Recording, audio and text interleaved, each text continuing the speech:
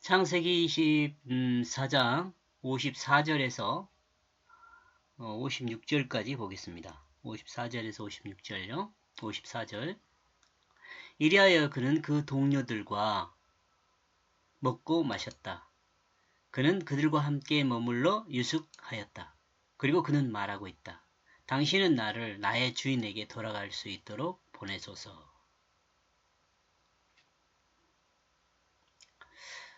제가 좀 서두르고 있다고 그런 식으로 제가 24장 들어가면서 표현을 했잖아요.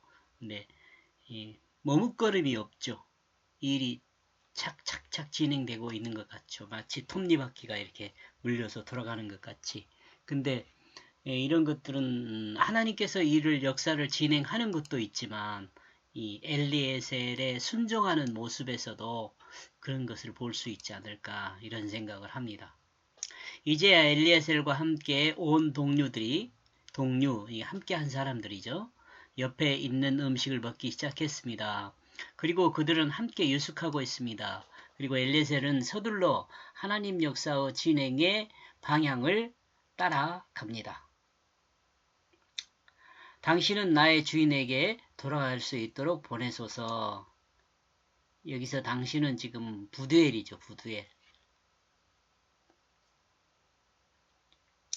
앞에서 약속한 대로 그 약속을 행하라는 것이죠. 지금.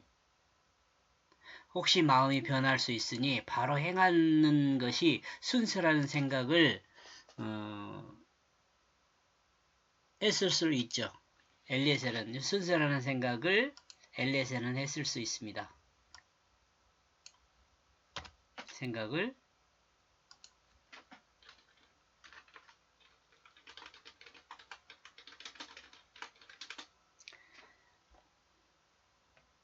하나님의 역사는 생각하고 마음이 결정되면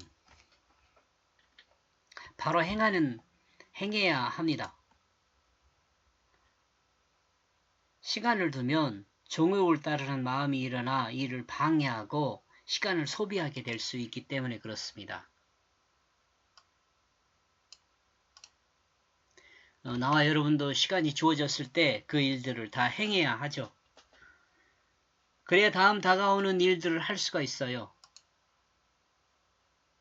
이것 미루고 저것 미루면 나중에 복잡해집니다. 복잡해져. 그러니까 미리미리 일들을 하나씩 해 나가야죠. 시간을 지체하지 말고.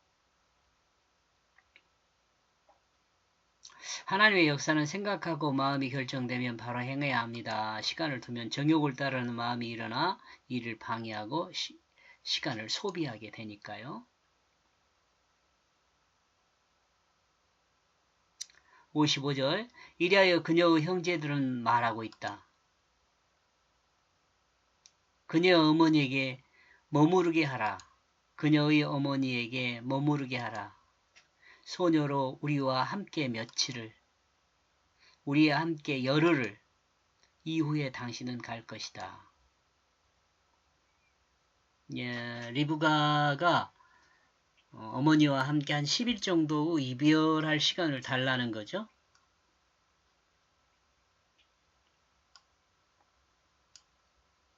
아니나 다를까 이런 말 아세요? 혹시 이건 제가 쓰는 사투리가 아닌가 그런 생각도 합니다. 아니나 다를까 염려한 내용이 드러납니다.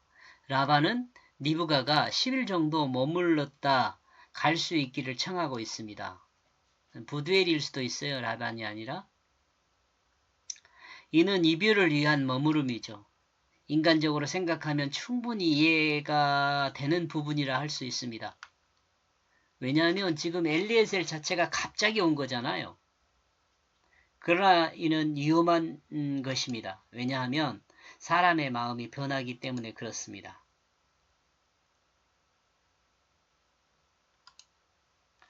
우리가 하나님 일을 하는 데는 각자의 입장이라는 게 있어요. 각자의. 그런데 그 각자의 입장을 다 이해해 준 상태에서 일을 진행한다는 게 쉽지가 않아요. 사람들의 마음을 다 위로하고 헤아려 주고 이렇게 일을 진행한다는 게 쉽지가 않다는 말입니다. 하나님 일은 되어지는 시간에 그 순서를 따라서 쭉 진행해야 합니다. 너무도 사람들 마음을 이렇게 헤아려 주는 것도 그렇게 좋은 것이 아니에요. 여러분 어떻게 생각하세요?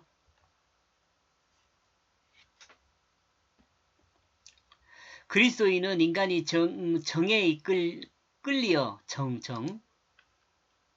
정에 끌리어 문제를 만드는 경우가 많이 있을 수 있습니다. 이런 면에서 단호함이 있어야 한다고 봅니다. 하나님 말씀을 행할 때는 단호함이 있어야 합니다. 예수님은 쟁기를 잡고 뒤를 돌아보는 자는 하나님 나라에 합당하지 않다고 말씀하셨습니다. 누가복음 9장 62절에 나와 있죠. 이게 시간 여유가 글쎄요. 하나님 일에 시간 여유가 그렇게 많지는 않은 것 같더라고요. 주어진 시간에 바로바로 일을 처리하지 않으면 새로운 일들이 밀려와요. 그러니까 일들을 다 바로바로 처리하면 조금은 여유로워요. 조금은. 그런데 일이 다가왔을 때 그 일을 바로바로 처리하지 않으면 일이 밀리기 시작하면 이제 버벅대고 실수하기 시작하고 그래요. 그러니까 지금 여기 등장하는 종 엘리에셀처럼 기도하고 일이 이루어지면 감사하고 다시 또 하나님의 뜻에 따라서 기도하면서 그 길을 물어가고 또 역사가 진행되면 또 그 일 정리해서 감사하고 이렇게 순서를 따라서 앞에도 말한 것처럼 톱니바퀴가 물려서 탁탁 돌아가는 것처럼 그렇게 일을 진행해야 한다고요. 56절 이리하여 그는 그에게 말하고 있다. 나를 지연시키지 마소서. 이는 여호와가 나의 길을 진행되게 만들었으며 보냈기 때문이다. 그러므로 나를 내 주인에게 돌아가게 하소서.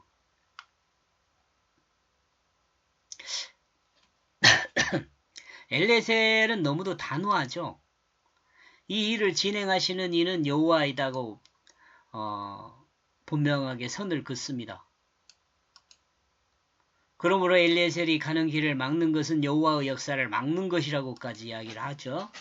그러므로 선악간에 인간이 생각으로 판단하지 말고 하나님의 뜻을 따르기를 바란다는 뜻을 분명하게 전하고 있습니다.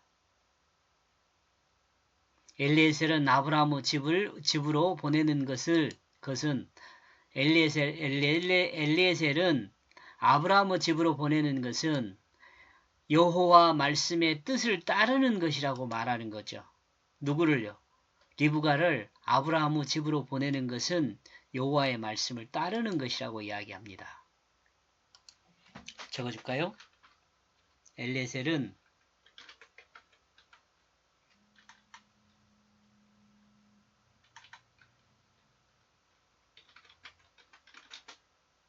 리브가를 아브라함의 집에 보내는 것은 여호와의 뜻을 따르는 것이라고 말씀하고 있습니다.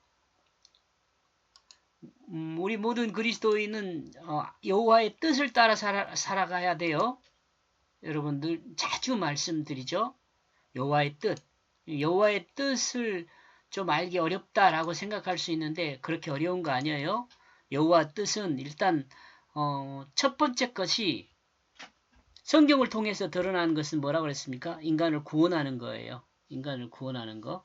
그러니까 나와 여러분이 하나님의 계시를 받을 때 제일 먼저 생각하는 것은 나와 여러분의 구원을 생각하면서 계시를 알아들어야 돼요.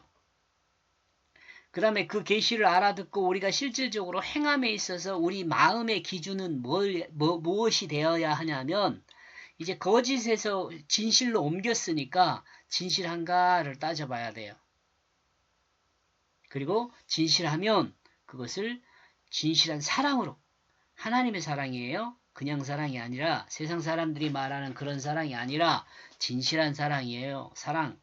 이 사랑은 하나님의 사랑이 뭔 사랑이라고 했어요? 자신의 자리를 내어주는 사랑. 근데 어떤 일이 주어지면은 이 순서를 따라서 점검을 하고 일을 진행시켜야 한다는 거죠. 그렇게 하면 이 진실한 사랑으로 일을 행하게 되면 그것은 섬김으로 드러나요. 이게 하나님의 결국의 뜻이에요. 그러니까 그리스도인은 진실한 사랑으로 섬기는 삶을 사는 것이 하나님의 뜻입니다. 나와 여러분이 어떤 일이 주어졌을 때 늘 이 틀에 맞춰서 이것이 거울이죠, 거울. 이 거울에 맞춰서 나의 흠결을 제거하고 진실한 사랑으로 섬기는 삶을 살도록 해야 하는 겁니다. 이 일을 진행해야 합니다. 하나님의 역사를 행해야 합니다. 인간은 늘 선택의 기로에 있습니다. 선택해야 할 그 상태에 놓여 있죠. 그리고 그 선택은 하나님의 뜻을 따르는 것이어야 합니다. 자신의 육체의 정욕을 따르는 것은 안 됩니다. 여기서 그리스도인은 하나님의 뜻을 따르는 것이 되어야 합니다. 하나님의 뜻이라는 게 앞에서 지금 설명을 했습니다. 그리고 여기서 시간을 끌면 끌수록 인간은 인정을 따르게 되고 인정을 따르게 되면 문제가 발생할 수 있다는 것을 잊지 말아야 합니다. 여기까지 보겠습니다. 고맙습니다.